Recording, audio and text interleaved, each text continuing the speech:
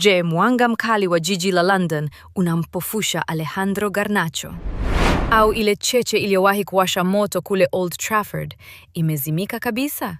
Huku akiwa amecheza dakika 0 katika mechi 2 zilizopita za ligi akiwa na Chelsea, mwanzo huu mpya wa Argentina huyu unaonekana kuwa mwendelezo uliodumaa wa hali yake ya awali.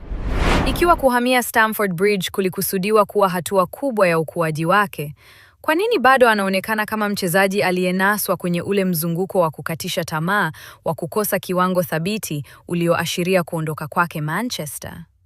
Je, ni lini kipindi hiki kigumu kitageuka kuwa anguko la kudumu la kiwango chake? Na je, Chelsea inayokabiliwa na presha kubwa inaweza kumvumilia mchezaji ambaye hajaonyesha hata dalili kidogo ya kuimarika? Wakati akiendelea kuganda kwenye benchi, swali linabaki. Je, unahisi kwamba Garnacho atafikia malengo yake kwenye klabu ya Chelsea? Toa maoni yako hapo chini ukisema ndio au la.